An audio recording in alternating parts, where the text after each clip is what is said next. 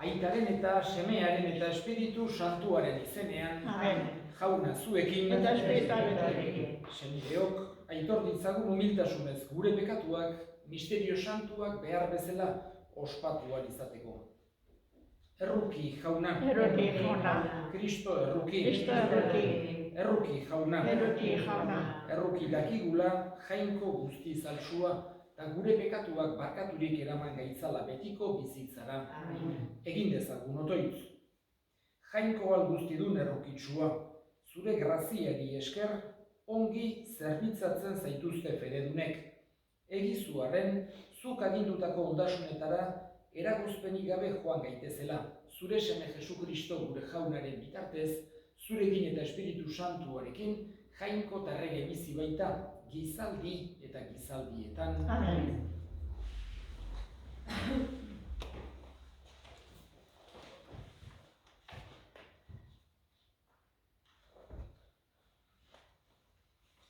San Pablo apostoluak Filipotarrei, senideok, gu gera egiazko erdainduak, jainkoa espirituz gurtzen dugunok, eta Jesu Kristogan arrotzen geranok, gure uste ona giza izatearen ezarri gabe, naiz eta nere ustea giza izatean jarri ahal izan, nik behintzat hala nahi izan ezkero.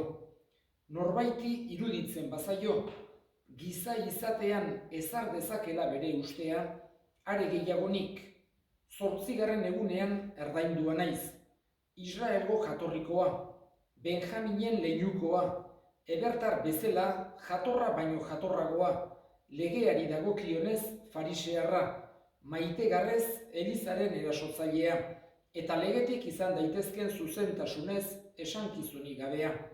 Baina lehen irabazitzat dauzkanak, galeratzat dauzkat Kristorengatik.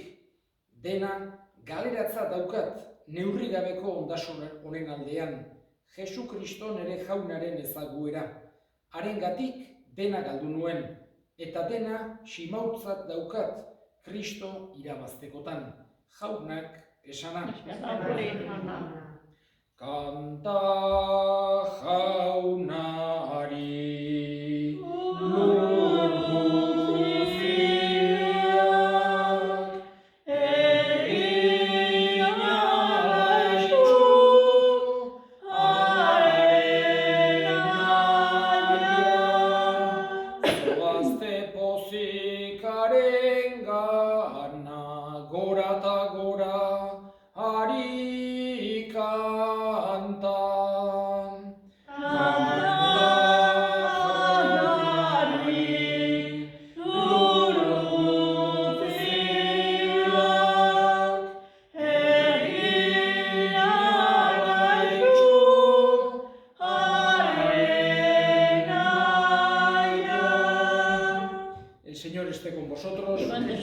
Lectura del Santo Evangelio según San Lucas. En aquel tiempo solían acercarse a Jesús todos los publicanos y los pecadores a escucharle, y los fariseos y los escribas murmuraban entre ellos: «Ese acoge a los pecadores y come con ellos». Jesús les dijo esta parábola: «Si uno de vosotros tiene 100 ovejas y se le pierde una, no deja las 99 en el campo, y va tras la descarriada hasta que la encuentra. Y cuando la encuentra se la carga sobre los hombros muy contento, y al llegar a casa reúne a los amigos y a los vecinos para decirles: «Felicitadme, he encontrado la oveja que se me había perdido». Os digo que así también habrá más alegría en el cielo por un solo pecador que se convierta que por 99 justos que no necesitan convertirse.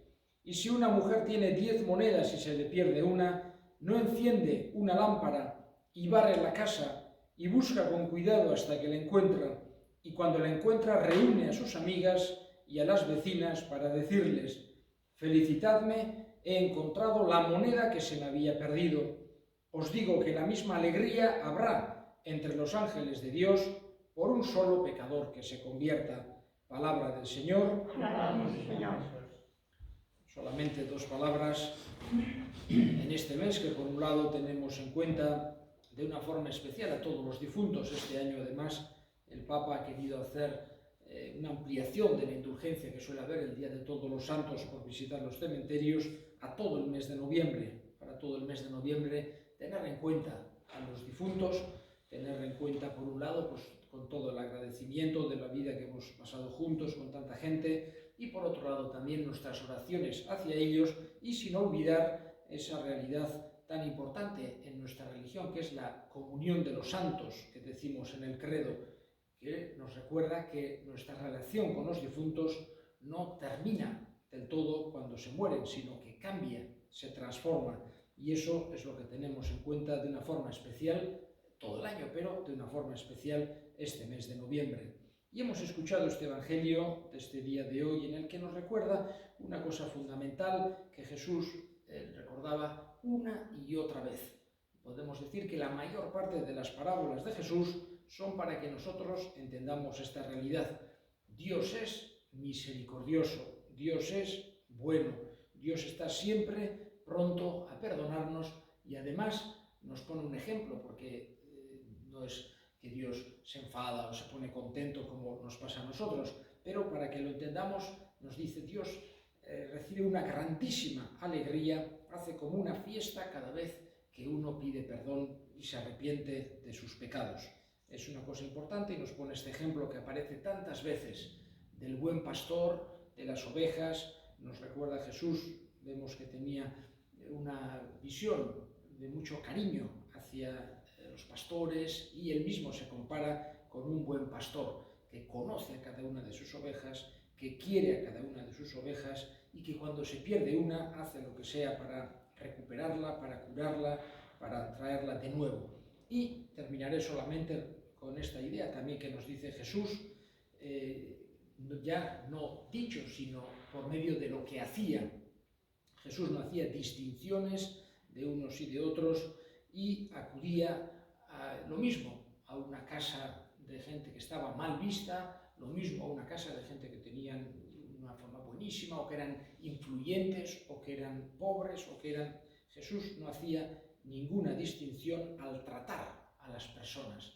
En aquella época social tenía una fuerza muy grande la exclusión de una serie de personas o de colectivos porque estaban enfermos, porque eran extranjeros, porque se consideraban traidores, porque se consideraban pecadores. Jesús nos enseña que Él no quiere que a nadie se le haga esto, digamos, de entrada. Y por eso vemos que lo mismo iba a comer a casa de un fariseo que iba a comer a casa de un publicano, que estaban tan mal vistos porque eran los cobradores de impuestos, que se les veía como colaboracionistas del Imperio Romano y además tenían fama de ladrones. Jesús hablaba y estaba y se juntaba absolutamente con todos.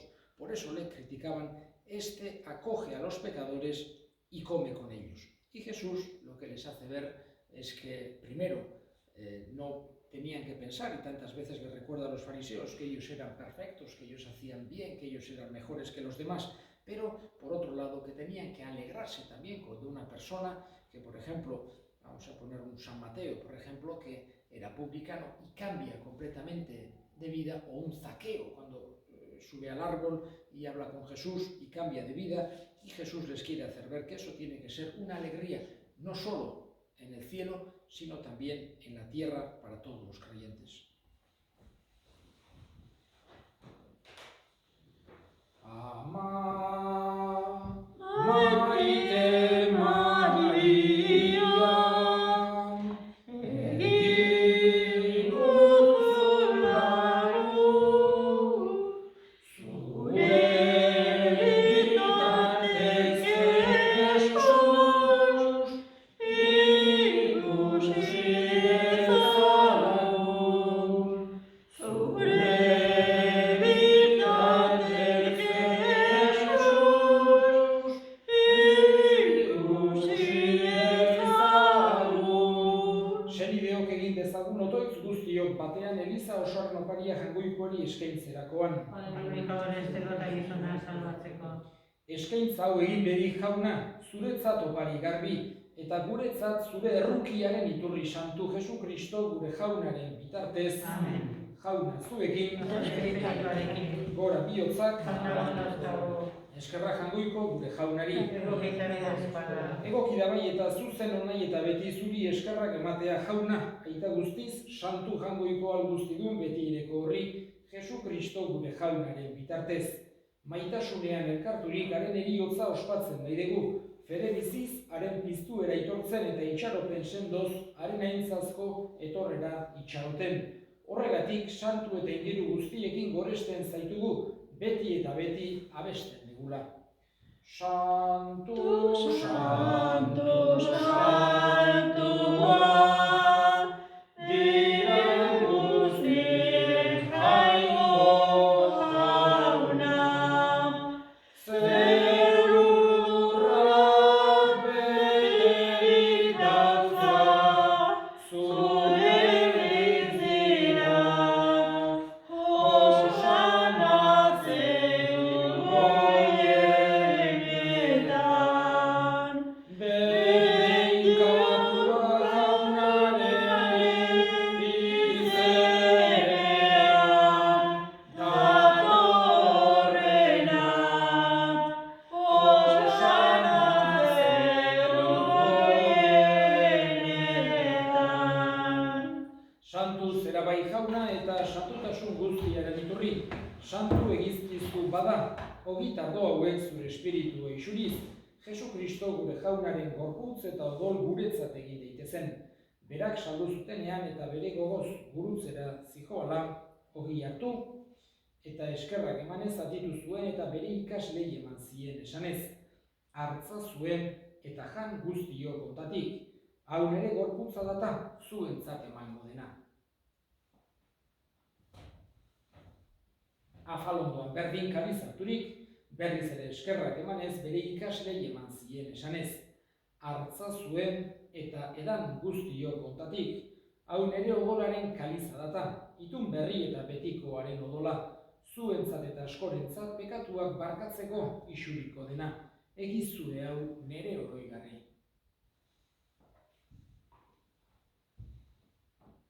Hau da, sinismenaren misterioa. Hiletatik luzerana, jauna zuerriz etorri artea mungo berri ona. Horregatik jauna zure semearen eriotza eta piztuera gogoratuz, biziaren ogia eta salbamenaren kaliza eskaintzen dizkizugu zuri eskerrak emanez, aldarean zure zerbitzari onartu dituzulako, eta balik eskatzen dizugu Kristoren gorputz odolak hartzen ditugunok, Espiritu Santuak bat egin gaitzala.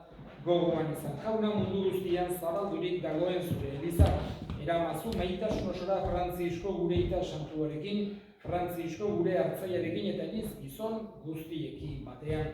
Gogoan izan jauna pizteko itxaropenean joan diren gure senideak eta hildako guztiak harritzazu zure aurpegiaren argitan, bereziki oldarazko hildako guztiak. Errukizak izkigu arren, guk guztiok betiko bizitza iritsi dezagun, jangoikoaren Ama Maria doatsuarekin, San Jose bere senarrarekin, apostolu santuekin eta gizaldi guztietan, zure adiskide izan diren santuekin, haiekin batean gore zaitzagun, Jesu Kristo zure semearen bitartez. Honen bitartez, honekin eta honengan, zuri aita jangoiko alguztidun horri Espiritu Santuarekin batean, ospe eta intza guztiak gizaldi eta gizaldi guztietan. Amen. Salbatzaileak, agindu eta erakutsiari jarraituz, bildur gabe esan dezagun. Gure aita, zeruetan zerana, santu izan bedi zure izena, etor bedi zure erreinoa, egin bedi zure naia zeruan bezala lurrean ere, emain duzu gaur egunontako ogia, barkatu gure zorrak, guk ere gure zorrei barkatzen digun ezkero, eta ez gutentan dira eman, baina atera gaitzazu gaitzetik. Atera gaitzazu jauna, gaitz guztietatik emai guzu bakea gure egunotan. Zure errukiari esker pekatutik garbi bizi gaitezen eta estualdietan sendo. Betiko zorionaren itxaropenean, Jesu Kristo gure salbatzailea noiz etorriko den zai gaudela. Zure begeza, zure akostetan gara orain eta beti. Jesu Kristo gure jauna zuk esana da apostoluei pakea uzten dizuet, nere pakea ematen. Begira zure elizaren sinismenari eta ez gure pekatuei. eta zure gogoa den bezala, emaiozu Elizari pakea, eman batasuna, errege bizi baizera, gizaldi eta gizaldietan, jaunaren pakea beti zuekin. Eta eskurik eman gabe, emaiozue pakea enkarri. Jangoikoaren bildotxa, zuk entzen dezu munduko bekatua, erroki jauna. Jangoikoaren bildotxa, zuk entzen dezu munduko bekatua, erroki jauna. Jangoikoaren bildotxa, zuk entzen dezu munduko bekatua. Una hemen jangoikoaren bildotxa, ona munduko pekatuak kentzen duena, zoriontsuak jaunaren maira deituak. Jauna,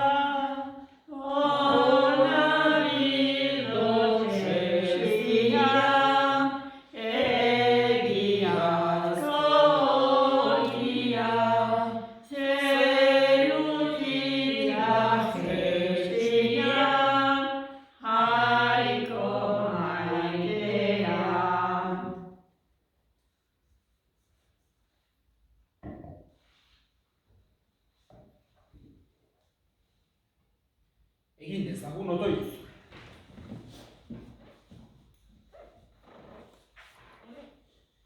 Gero eta gehiago, agertu bedigugan jauna zure indarra, hartu ditugun sakramentuez sendoturik, beroiek agintzen dizkiguten ondasunak lortzeko, zure graziak gauza egin gaitzan Jesu Kristo gure jaunaren bitartez. Amen. Eta erresponsoa kanposantun egingo dugu. Predikazio emango dizuet eta kanposantun erresponsoa egingo dugu. Jauna zuekin, eta espirituarekin, berika zaitzatela jainko guztiaduna gaitak eta semeak eta Espiritu Santuak, zoazte jaunaren pakean. eskerrak. Egizu zu